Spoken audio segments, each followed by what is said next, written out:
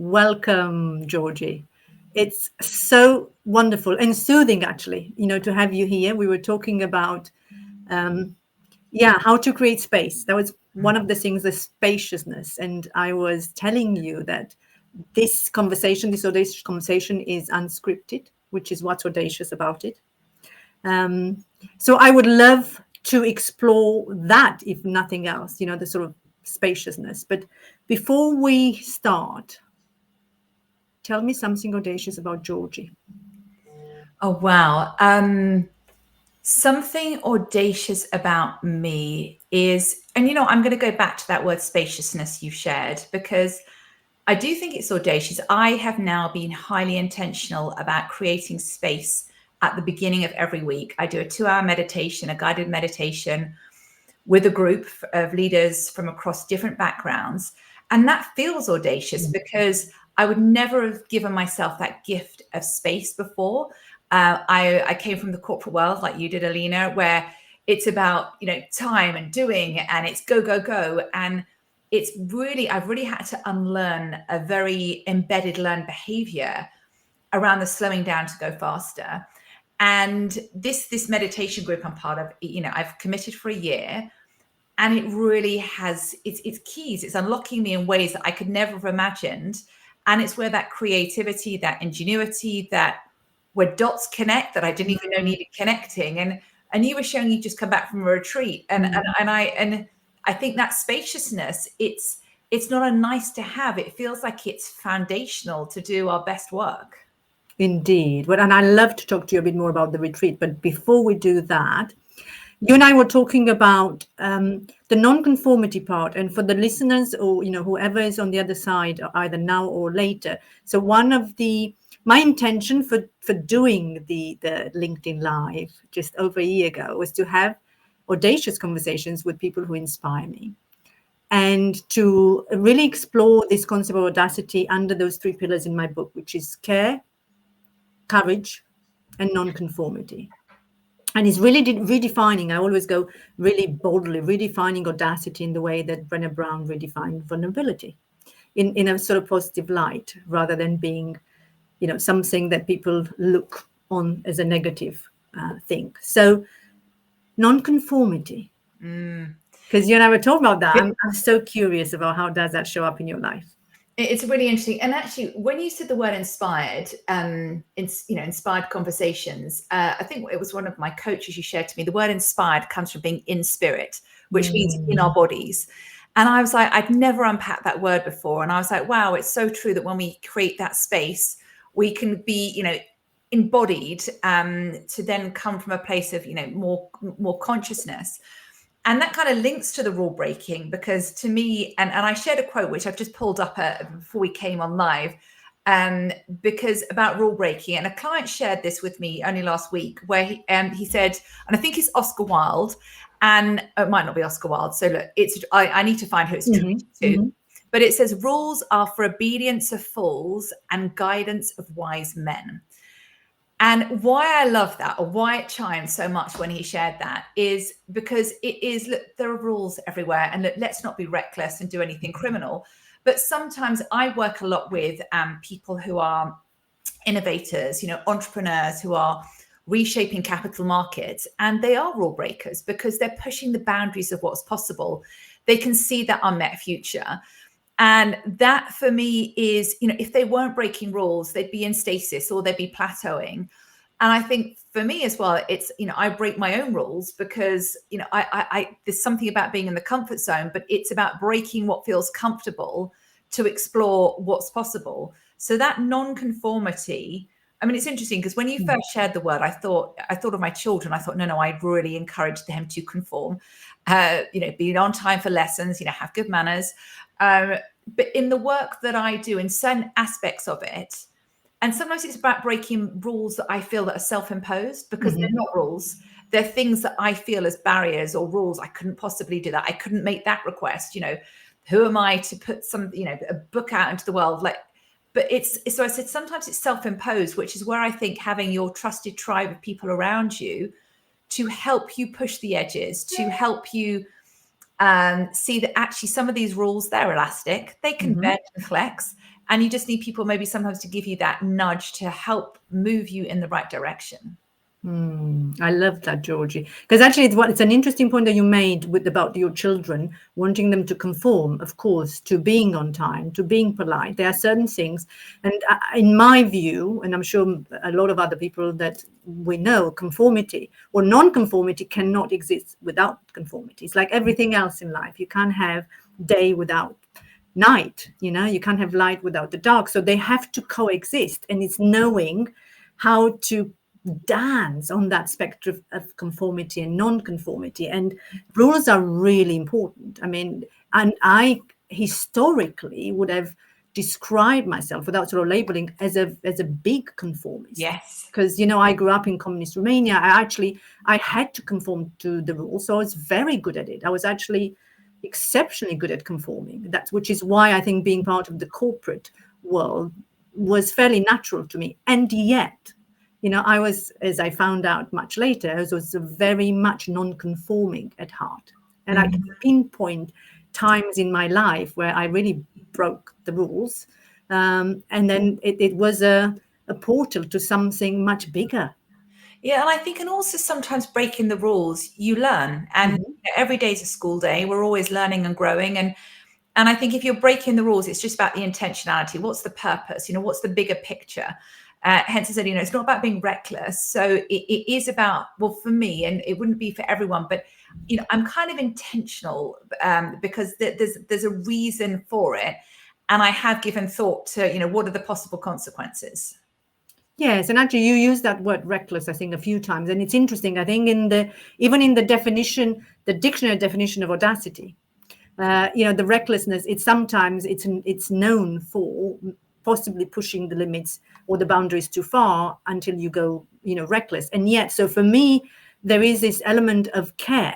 So you have to be careful in terms of, yes, you can stretch it, you can stretch the boundaries, but nevertheless, there are boundaries there to be respected. So yes. Can I share something with the boundaries to be respected? So I am nearly 47. So I've been driving for nearly 30 years. I've never had any points on my license until the last 3 months. And I now have 9 points because there have been 3 incidences where I have minorly, in a very minor way, broken speeding rules. The speeding law, and the letters came through, and the second one came through, kind of paid the fine, went on. Third one came through, and I just saw the letter, and I must have just, I don't know, it just caught me at a moment where I kind of saw the words on the paper, which is, speed awareness. And I was like, wow, the universe has given me a nudge here. It's telling me to slow down. And I didn't listen the first time, didn't listen the second time. And it's really interesting that I think the universe can give you these nudges from very expected and unexpected sources or places. And that was why I'm on the speed awareness course, because it's like, what, if you carry on, you're going to make a mistake. There's going to be an accident. Like there's something that's building here. And I got the lesson. I mean, it took me 3 attempts, and now these points were on my license for 2 years. So, I mean, I have to be like for 2 years, like so abiding by every speed limit. But that's a good thing. It's a good thing. So I broke the rules, but I learned the lesson, and I'm now hopefully more intentional as a result. Oh, I love the story, actually, serendipitously. And it is interesting. The lesson, as you said, comes from all sorts of shapes and forms that you might need to just slow down somehow. But I've never had points on my license. I don't drive that often anyway. I don't particularly enjoy, if I had to admit, it's not one of my enjoyable activities in life. And it was probably a few years ago, before the pandemic, I did get a letter, which I was totally unaware. It was one of these new areas of 20 miles per hour. And I think there was a rule at some point that you could effectively break that rule by 10% or something like this, which would allow, anyway, it's no longer applicable apparently. So I was doing 22 miles or 21 in a zone of 20. And then I had to do the awareness course. And I remember how frustrated I was. Are you kidding me? I mean, this 21. But it was an eye opener, because it was a good refresher of speed, in terms of kills. And if you don't stop, at the right time, it's got huge consequences. No, it's and I hadn't thought about this. Speed does kill, and I suppose it's for all of us making sure, the pace that we're going at, is it sustainable? Is it realistic? What are the loads that we're putting on our system? And so I'm pleased I learned the lesson. It took me several goes, but it certainly landed. And I'm curious, actually, given that we've talked about this particular metaphor, how does that, because slowing down, you slowing down to speed up, it's certainly one of my challenges. It's certainly one of my edges as a sort of high achiever, someone who is been a sprinter physically. I used to be a sprinter when I was a child. I even qualified in the national championships of athletics in the finals of 100 meters. So I still do, speeding up. And yet I know how important the slowing down is. So how do you, I'm curious in terms of your own practice of that. Yeah, and it's definitely an edge. I feel predisposed, and whether that's from having 20-ish years in the corporate world, that it's certainly so embedded that go fast. And I had several medical conditions over the years, and overactive thyroid, skin cancer, miscarriages. There was a lot of body whispers that were not even like whispering, actually, probably more roadside flares to be like, you know what, you need to slow down. But for me, it was, I had such good intentions, but it's better the devil I knew how to go fast. But it's when I had a burnout a number of years ago, probably 7 years ago now. But that was my body shut down, and that was an inflection point. And where I was like, I never want to get to that place ever again, because my health at the time was my biggest savior, and it was also my biggest challenge. But the savior piece, it gave me space. And I'd love to hear about your retreat in a minute, because we were talking about space and the importance of space. And, I'd waited, sadly, for a life event to give me the space that I needed to slow down. But for me now, and look, I'm not gold standard by any stretch, but my mornings are so important to me. Some people are morning larks, others are night owls. I'm definitely on the morning lark spectrum. I love that being the rudder of my day. It strongly influences how I show up, my decision making, my patience. And, that's meditation, it's journaling, it's my affirmations. I have a meditation I do with a group every Monday. So the slowing down it's about creating that space and being very boundaried with that. Because the old version of me, or the Georgie Dickins version 1.0, would have been, I'd have negotiated my space away. I'd have negotiated more hours worked instead of sleeping. Because I didn't realize that the consequences, or I suppose the second, third order effects of just going so fast. So the morning for me is definitely and I love the mornings. I love walking. I love being in nature. I love walking, being with my dogs. It's if I can honor that, it has such a multiplier impact. And what's interesting, I find when I am going at speed and I suppose finding myself in a pressurized container, I can then neglect the things that serve me most. So my morning routine, I can let that go. And in fact, that's when I need it most. And that's why I need, I have a coach, my coach to remind me of to be my accountability partner, to be my checks and balance, because I know this stuff. I know how important it is, but there's one thing knowing, and there's quite another thing doing. And that's when you can start going in that quick spiral, which is where my coach, kind of can be that circuit breaker to prevent me going too far down that spiral. Totally. And it is a practice, as you said. It is an intentionality to it. And we can we're all human. I'm sure, it's realizing when we go too fast, because there will be some of this. I think what did you call them? Body whispers. We all get them. And I suppose as we're getting older, they will intensify, because the body doesn't take as much as it used to. But for me, the retreat, to answer your question, so this has been a retreat that we've done for the last 5 years. So we just had our 5th. And we do it in Transylvania at my hotel. It's every May. And it never actually stops to amaze me how much you can achieve within 4 days of space. of that intentionality, where you get a group of amazing people together who are so aligned in terms of what they want to achieve. It is spectacular. So for us, our format has been talking about the sort of conforming. We conform to this format of a Thursday to a Sunday. We meet from all over the world in Bucharest on a Thursday afternoon, lunch, and we say coaching starts on the coach. So we get people on the coach, and then we drive them up into the mountains, and then we start with a wonderful dinner on a Thursday night, and then we take them into nature. And then it's interesting to also acknowledge, for us, we had sunshine every year. Even if the forecast wasn't great, we always say we're going to manifest, and then somehow we chased away the rain. And I almost got a bit complacent this year. It's like, no, we're going to chase away the rain. Well, we didn't. So we actually had rain this year, and it was different. It was really unconventional, because we changed we tried to change the program every year, because we've had someone who's actually came 5 times as a testament of that. That is her place of specialness every May, every year with us. So, and then even this time we had some, people who've been twice, 3 times. And so we changed it, and we went into nature, and it was pouring with rain going up this mountain. And what we planned for everybody was to swim in the river. So we said, everybody bring your swim costumes. And we actually had a few really audacious ones who, despite the rain, when we got to the river, they still had a swim in the river, which was amazing. I mean, that is so memorable. It almost was meant to be the way it was. And we intentionally, again, play with the nature elements.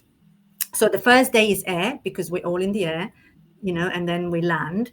The second day is earth. So we play a lot with the earth, and then water. So we had the river and the earth. And then the third is fire. We have a physical bonfire where everybody burns their fears away. And then the last day, which was Sunday, yesterday, is space. And that's where we literally create spaciousness and dreams. We create, and then we plant, we seed these dreams. And that's, for me, every single year, we planted, we seeded some incredible dreams, including my own. I always say the 5th year. So my book was seeded in May, and I had a publishing deal in December, and a few more. And isn't that fascinating? And I just felt listening to you about seeding dreams. And I often share with clients, it's about being a farmer, isn't it? We've got to plant things. Wouldn't it be wonderful if all the dreams just, magically transpired? But actually, it's planting them and giving them the air, the water, the light, the oxygen to breathe. And I think listening to you there, it just is evidences that when you dream and you dare to dream, and dreaming because everything is possible. So really being audacious in that dreaming, it's hearing you say, that moved into your book being published. It's a testament to the power of what you've created. Yes, and it's interesting, dreaming. I mean, this is one of the things from my dad as a child. You dream big, you live big. So that was certainly one of my mantras that I lived through. And I always say to everyone, including my children and my clients, you can dream as much as you want. And yes, some of us have got more, manifestations powers than others. But if you don't get into action, they'll just stay a dream. So you do have to follow up your dreams and your dreaming up with small steps of action. It's interesting, the dreaming. I see that in my youngest son at the moment. He's launching a podcast called Rugby Legends. And he seeded the idea maybe 8-9 months ago, and he created a vision board. And I can't tell you how all these universal alignment things, he recorded this week with Sir Clive Woodward. He's recorded with the England coach, people he's just bumped into at an airport. Like it's extraordinary, but he's been working on this. And so it's the iceberg, people often see the visible, the accolades, or the outcome.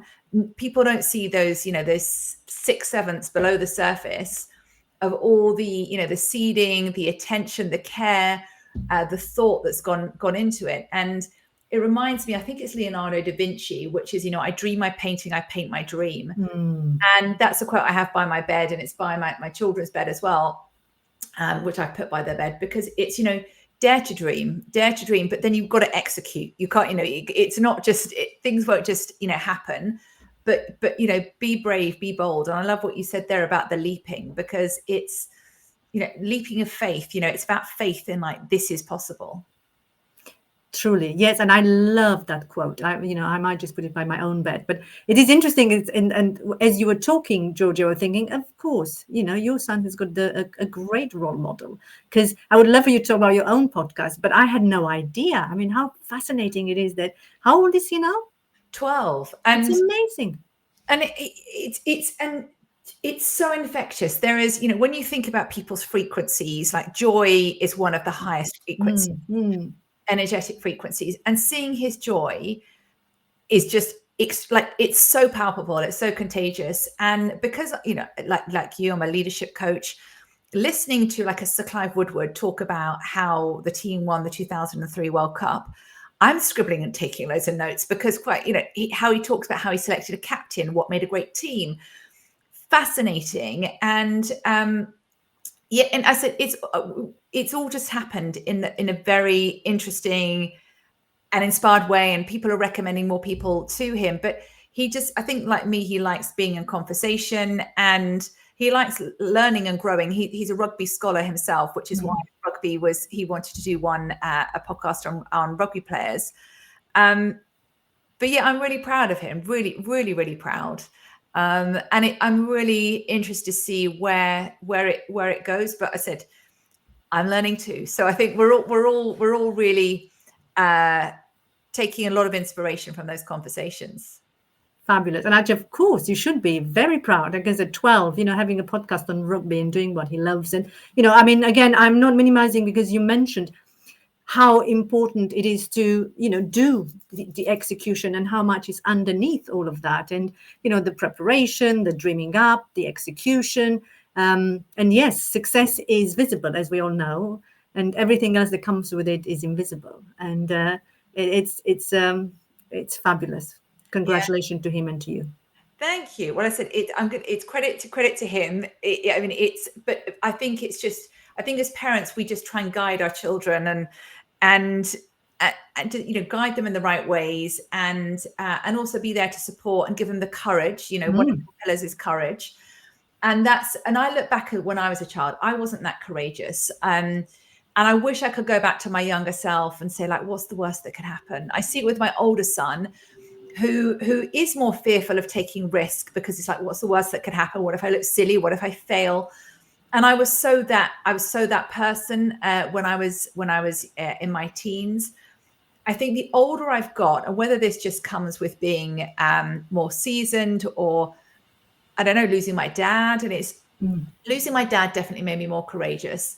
I lost my dad last year after a very short illness, and it was really interesting. I've taken so many lessons from my dad through my life. He's been such a beacon, and for me and my brothers. Seeing him when he was unwell, I learned like more lessons than I could ever imagined. And one of them was about courage.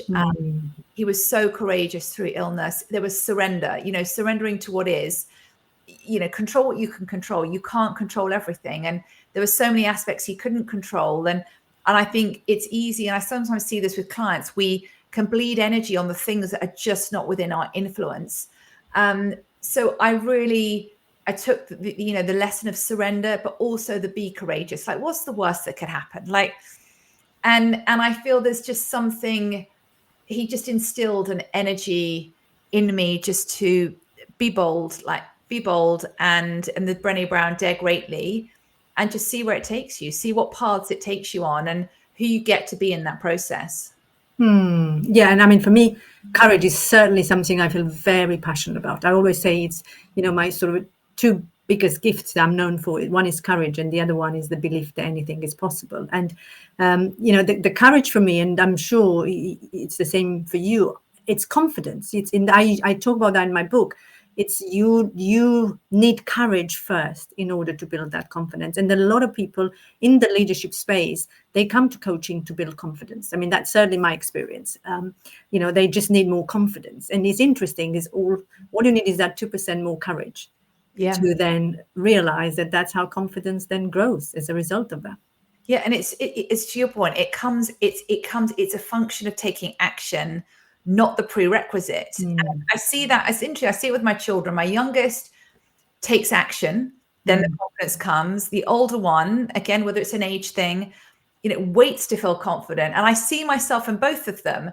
And now I'm if something now scares me, I'm like, you know what, I'm on the right path. I mean, clearly it's not like climbing up Everest without any safety equipment. That would be reckless. But if I'm asked to, do a particular keynote, or when I've thought about writing my books, like I'm like, the fear for that can feel really real, because it's new, it's for me, it's new territory. And if something scares me, I'm like, you know what, on the right path. And I suppose the more times you have those experiences, you're building up a pattern, and you can remind yourself, well, look, I felt scared before, I took action, and then look what happened. And so that it is, and it's interesting with the courage. I was in the Emirates last year, and I went to a party, an opening party a CEO invited me to, and he knew everyone there. I arrived, and the person I was supposed to be arriving with, she'd gone to a different hotel. She got the address wrong. And I arrived, and I thought, I know absolutely nobody in this room. And I nearly turned around. I nearly did a U-turn. I thought, you know what, I'm going to head home. I'm going to head back to my hotel. This is so outside my comfort zone, walking into a room where I don't know anyone. And I kind of had a friend's voice in my ear that's like, just put your big girl pants on. Put your big girl pants on and go in. And I went in, and, lots of circles of people talking. And I went and kind of tapped, or not just kind of tapped on the shoulder, and entered their circle. I said, look, I don't know anyone. Do you mind if I join? And it was the most extraordinary evening of people that I met. And had I gone with my friend or my work client, I wouldn't have made any of those connections, because we'd have probably sat in a corner, the two of us.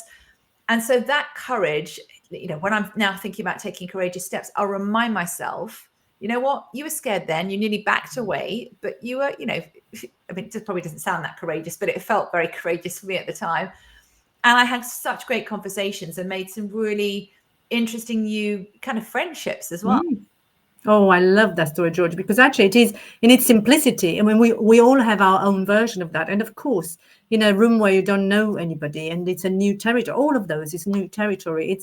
It is frightening. It takes you from the comfort zone to the stretch zone and to the panic zone almost. But, Yes. One of the things that we practice, and certainly at our retreat yesterday, you brought it to my mind, is we invite everybody to consider what is it that excites them and scares them at the same time. Oh, I like that.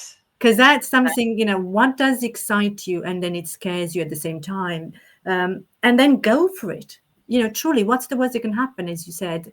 Just say, I don't know anybody here. And I'm sure that what comes back, it's, we don't expect. So fabulous. But I'm aware of we're getting closer to the end with 2 minutes. I would love you mentioned your podcast, and I'm curious, as I know it's one of your new ventures, having written, 4 books by now? So the podcast is fairly fresh. It is. It's called Stratospheric Leaders. I wrote the book, where is it? Stratospheric CEOs, just here. Yes. And this was on visionaries, entrepreneurs who are reshaping capital markets. I love writing the book. I also really like talking. And the book is for a moment in time. That said, the book is evergreen, but the world is moving faster than ever before. It's complex, it's highly ambiguous, and leaders are having to adapt and adjust on pretty much a daily basis. So I wanted to spotlight some leaders who I think are extraordinary leaders from financial markets and capital markets, and hear the what and how they do it, and really focus on that human side of leadership, And it's been a really interesting and extraordinary experience, because it's, as Rich Litvin has taught us, a single insight can shift everything. And so for me, these conversations are there to really, tease out those rich learnings and insights, and to democratize those, to make them, accessible to a much wider audience. I love that. And it's interesting for me, the LinkedIn Live is my podcast, in as much as it was an experiment. I enjoyed it. It's something it really brought me joy last year, because I didn't enjoy writing the book as much, although I'm very, very proud of it. I do process a lot more through speaking. But I would love it. And you're the second, not the second one. Quite a few people, for me, I was very clear the boundaries, and I resisted the idea of a podcast last year. But it's I'm considering it. So I don't know how, in what shape or form. I'd love to do it with Tatiana. I mean, she is at the retreat, not being able to communicate for 4 days. She won't know that I said that live. But I would love to do something different, Anything I can help you with, let me know, because I've been on that journey of kind of that creation, so I can share with you some of the things I do again and things I wouldn't do, things I do differently. Fabulous. Well, thank you for that offer. And as we finishing off, I would love to, is there any audacious advice, maybe from some of the conversation that you've had with your stratospheric CEOs and leaders, that you would love to share with the audience? Yeah, there's a quote, as you just asked, that comes up from one of the leaders that I've profiled called Henry Fernandez. And his quote is, "If it ain't broke, break it." And I love that, because this is about constantly disrupting yourself every month, every quarter, every year. And his point with his products is, if it ain't broke, break it, and you end up putting it back together the same way, well, then it's just testament to it was, you were doing things in the right way. So that constantly disrupting yourself, pushing the edges, seeing what's possible. Oh, I love that. If it ain't broke, break it. It's certainly it's such a phenomenal definition of non-conformity. Yes, we started with that. We're finishing off with that. So, well, that was such a pleasure, Georgie. Thank you so much for being My here. pleasure. Thank you, Alina. Thank you. And then, well, let's do this again. I'd love to. Absolutely love to. Thank you. Thank you.